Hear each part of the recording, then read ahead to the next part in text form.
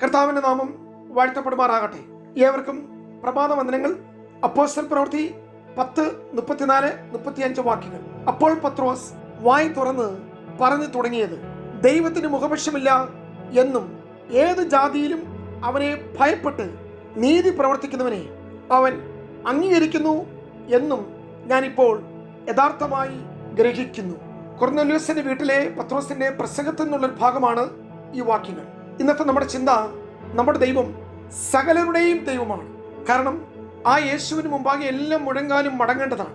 എല്ലാ നാമവും യേശുവിനെ കർത്താവെന്ന് ഏറ്റുപറയേണ്ടതാണ്. സകല വംശത്തിൽപ്പെട്ട മനുഷ്യരും ദൈവരാജ്യത്തിൽ ഉൾപ്പെട്ടിരിക്കുന്നു എന്നുള്ള ചിന്തയാണ് പ്രധാനമായും നമുക്ക് ഉണ്ടാകേണ്ടത്.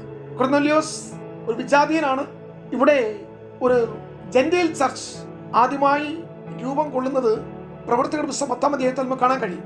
അപ്പോസ്തല പ്രവൃത്തി 2-ാം അധ്യായത്തിൽ പെന്തക്കോസ്ത് നാളിൽ സഭ രൂപീകൃതമായതുപോലെ എല്ലാ അടുത്ത ഒരു മേജർ ഷിഫ്റ്റ് യെരുശലേമിൽ നിന്ന് ശമരിയയിലേക്കും ശമരിയയിൽ നിന്ന് ഇപ്പോൾ റോമാക്കാരുടെ പട്ടാള ക്യാമ്പായ കൈസരിലേക്ക്, അവിടെ യഹൂദന്മാരുടെ ഇടയിലും ശമരിയക്കാരുടെ ഇടയിലും ഉണ്ടായ ദൈവപ്രവൃത്തി പോലെയല്ല കൊർന്നേലിയോസിന്റെ ഭവനത്തിൽ ഒരു ദൈവിക ഇടപെടൽ ഉണ്ടാകുന്നത്.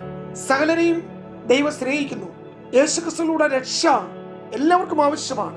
നമ്മുടെ ദൈവം സകല ജനത്തിൻ്റെയും ദൈവമാണ്. ഇസ്രായേൽ അല്ലാത്തവർക്കും അവരും സുവിശേഷ നിമിത്തം വാഗ്ദത്തത്തിന് പങ്കാളികളായി തീരുന്നു, കൃപയുടെ അവകാശികളായി മാറുന്നു. യേശുക്രിസ്തുവിൽ കൂടിയുള്ള കൃപയുടെ നീതിദാനത്തിന് സമൃദ്ധി ദൂരസ്ഥന്മാർക്കായ എല്ലാവർക്കും ഉള്ളതാണ്.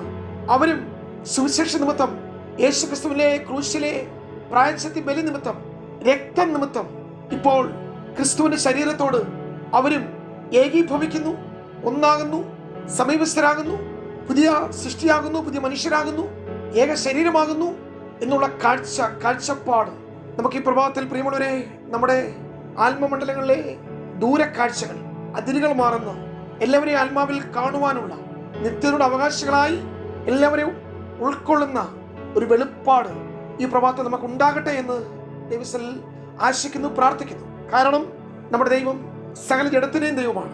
ദൈവത്തിന് മുഖപക്ഷമില്ല. സ്വർഗരാജ്യത്തിൽ എല്ലാ ഗോത്രങ്ങളിൽ നിന്നും, ഭാഷകളിൽ നിന്നും, വംശങ്ങളിൽ നിന്നും, ജാതിയിൽ നിന്നും എണ്ണിക്കൂടാത്ത വലിയൊരു പുരുഷാരം ഉൾപ്പെട്ടിരിക്കുന്നു. മഹാനിയോഗത്തെക്കുറിച്ച് നാം ചിന്തിക്കുമ്പോൾ ഗ്രേറ്റ് കമ്മീഷനെ വ്യത്യസ്തമാക്കുന്നത് ഒറ്റൊരാശയമാണ്. അപ്പോസ്തലൻ പൗലോസ് റോമാലേഖനത്തിൽ ഇങ്ങനെ പറയുന്നു, ഇനി സുവിശേഷം പറയും, ഈ ദിക്കുകളിൽ എനിക്കിനി സ്ഥലമില്ല, ഞാൻ ഈ ദേശം മൊത്തം ചുറ്റി സഞ്ചരിച്ച്. അപ്പോസ്തലൻ പൗലോസ് ഇങ്ങനെ പറയുന്നു, റോമാലേഖനം 15:19, അങ്ങനെ ഞാൻ യെരുശലേമിൽ തുടങ്ങി ഇല്യൂരിയ ദേശത്തോളം ചുറ്റി സഞ്ചരിച്ച് ക്രിസ്തുവിന്റെ സുവിശേഷ ഘോഷണം പൂരിപ്പിച്ചിരിക്കുന്നു. 23-ാമത്തെ വാക്യം, ഇപ്പോഴോ എനിക്ക് ഈ ദിക്കുകളിൽ ഇനി സ്ഥലമില്ലായാലും അങ്ങോട്ട് വരുവാൻ, അതിനർത്ഥം റോമിലേക്ക് പോകുവാൻ ഞാൻ അനേക സംവത്സരമായി വാഞ്ചിക്കായകൊണ്ട്. എന്താണ് പ്രിയമുള്ളവരെ ഇതിൽ നിന്ന് മനസ്സിലാക്കുന്നത്? No place left. ഇനി സുവിശേഷം പറയും ദിക്കുകൾ ഇനി ഒന്നും സ്ഥലമില്ല. No place left. 2 പത്രോസ് ലേഖനം 3-ാമത്തെ വാക്യത്തിൽ ഇവിടെ പറയുന്നത് നോ പേഴ്സൺ ലെഫ്റ്റ്. ആരും നശിച്ചു പോകരുത്, എല്ലാവരും മാനസാന്തരപ്പെടണം. No person, no place left, no person left. വെളിപ്പാട് പുസ്തകം നാം 7-ാം അധ്യായം 9-ാമത്തെ വാക്യത്തിൽ കാണുമ്പോൾ അവിടെ നോ പീപ്പിൾ ഗ്രൂപ്പ്സ് ലെഫ്റ്റ്, അല്ലെങ്കിൽ നോ ലാംഗ്വേജ് ലെഫ്റ്റ്.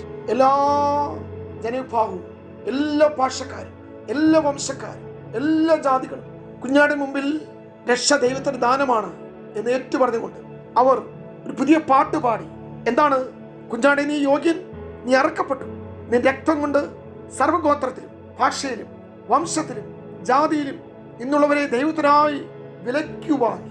ഇതാണ് നിത്യതയുടെ ദർശനം. അതുകൊണ്ട് നമുക്ക് ദൈവസന്നിധിയിൽ പ്രാർത്ഥിക്കുമ്പോൾ പ്രിയമുള്ളവരെ, കാഴ്ചപ്പാടുകൾ മാറട്ടെ. നമ്മുടെ ആത്മതലങ്ങളിൽ ദേശം, സമൂഹം, ജനവിഭാഗങ്ങൾ, ഇനി രക്ഷിക്കപ്പെടാനുള്ളവർ, സുവിശേഷം എത്തിച്ചേരാനുള്ള സ്ഥലങ്ങൾ, സകല വംശജരും കർത്താവിനെ അറിയുവാൻ ഇടിയാകണം. അതാണ് പ്രിയമുള്ളവരെ ദൈവത്തിന്റെ ദർശനം. ഇന്ന് പലക്കാലം ഈ ദൂത് നിങ്ങളെ അതിലേക്ക് ആഹ്വാനം ചെയ്യുന്നു. ദൈവിക ദർശനത്തോട് ചേർന്ന് പ്രവർത്തിക്കുവാൻ, ക്രിസ്തുവിന്റെ ദർശനത്തിൽ പങ്കാളിയായി തീരുവാൻ പരിശുദ്ധാത്മാവ് നമുക്കും ഇടവരുത്തട്ടെ എന്ന് ആഗ്രഹിക്കുന്നു. ദൈവം ഏത് ജാതിയിൽപ്പെട്ടവരെ അംഗീകരിക്കുന്നു എന്നുള്ളതിന് തെളിവ് വളരെ വേഗത്തിൽ നാം വിശുദ്ധ തിരുവഴുത്തിൽ പഠിക്കുമ്പോൾ നമുക്കറിയാം. ഇസ്രായേൽ ജനം കനാനിലേക്ക് വരുന്ന യാത്രയിൽ നമ്മൾ കാണുന്നു, യെരിഹോവിൽ പാർക്കുന്ന രാഹാബ് എന്ന് പറയുന്ന സ്ത്രീ. അവിടെ ജീവിതവും സ്വഭാവവും തൊഴിലും ഒക്കെ നാം എന്താണെന്ന് മനസ്സിലാക്കുന്നു. പക്ഷേ രാഹാബ് വിശ്വാസവീരന്മാരുടെ പട്ടികയിൽ അവിടെ പ്രവൃത്തി നിമിത്തം അവൾ നീതീകരിക്കപ്പെട്ടു. സ്വഭാവം എന്താണെന്ന് ബൈബിൾ വ്യക്തമാക്കുക തന്നെ ചെയ്യുന്നു. പക്ഷേ ജീവിക്കുന്നൊരു ദൈവമുണ്ടെന്നും ഇസ്രായേലിനൊരു ദൈവമുണ്ടെന്നും ഉള്ള തിരിച്ചറിവ്, വെളിപ്പാട് അവളെയും പരിവർത്തനത്തിലേക്ക് നയിച്ചു. യാക്കോബ് ലേഖനത്തിലും രാഹാബിനെ കുറിച്ച് പറയുന്നു.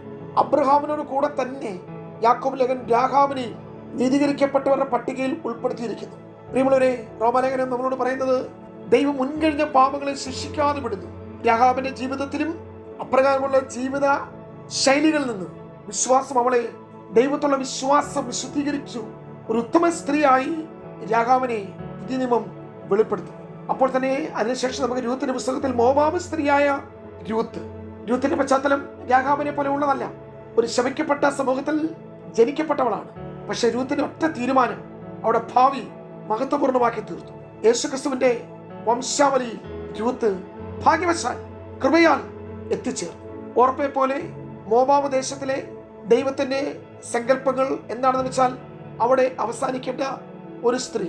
മോവാബിലെ അവിടെ ചർച്ചക്കാരടുക്കിലേക്കും പിതൃഭവനത്തിലേക്കും ദേവന്റെ അടുക്കിലേക്കും അതിന്റെ ആരാധനകളിൽ പങ്കാളിയായി ജീവിതം തീർക്കേണ്ട രൂത്ത്, അവൾ ബേഥലേമിനെ കുറിച്ച് കേട്ടത് മൊത്തവും ക്ഷാമത്തിന്റെയും നഷ്ടത്തിന്റെയും ദാരിദ്ര്യത്തിന്റെയും മാറയുടെയും വേദനയുടെയും വേർപാടിന്റെയും ദുഃഖത്തിന്റെയും ഒക്കെ ചിത്രമാണ്.